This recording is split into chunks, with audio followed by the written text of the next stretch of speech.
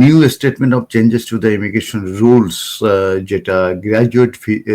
ভিসার উপরে অ্যামেন্ডমেন্ট করা হয়েছে, এবং এছাড়াও অ্যাপেন্ডিক্স FM এবং পার্ট 8 ফ্যামিলি প্রভিশনের উপরে অ্যামেন্ডমেন্ট আনা হয়েছে, এবং এটা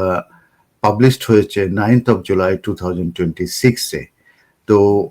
অনেকগুলো পরিবর্তনের কথা এখানে বলা হয়েছে, তার ভিতরে ইম্পর্টেন্ট একটা পরিবর্তনের কথা বলা হয়েছে, সেটা হচ্ছে যে আপনার যারা গ্র্যাজুয়েট ভিসায় আছে তাদের গ্র্যাজুয়েট ভিসায় থাকাকালীন সময়ে যদি তাদের কোনো বাচ্চা জন্ম নেয়, সেই চাইল্ডের স্ট্যাটাসকে রেগুলারাইজ করার জন্য একটা অ্যামেন্ডমেন্ট আনা হয়েছে। তার মানে গ্র্যাজুয়েট যে রুটের এই অ্যামেন্ডমেন্টটা আনা হয়েছে, সেখানে বলা হয়েছে যে এই গ্র্যাজুয়েট ভিসায় থাকাকালীন সময়ে কোনো স্পাউসের, কোনো কাপলের যদি কোনো বাচ্চা চাইল্ড জন্মগ্রহণ করে, তাহলে ওই বাচ্চাকে পারমিশন গ্রান্ট করা হবে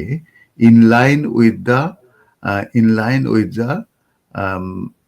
প্যারেন্টস লিভ টু রিমেন। তার মানে প্যারেন্ট যে সময় পর্যন্ত লিভ টু রিমেন পাবে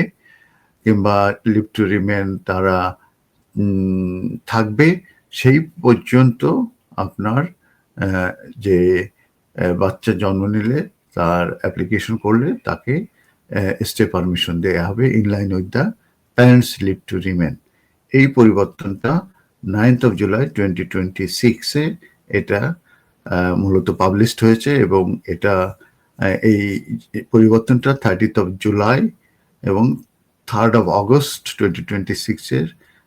এটা কার্যকরী হতে পারে, কারণ অনেকগুলো চেঞ্জ আসছে, কিন্তু এই চেঞ্জটা হয়তোবা এই দুইটা ডেটের যে কোনো একটা ডেটে এটা কার্যকরী হবে। ধন্যবাদ।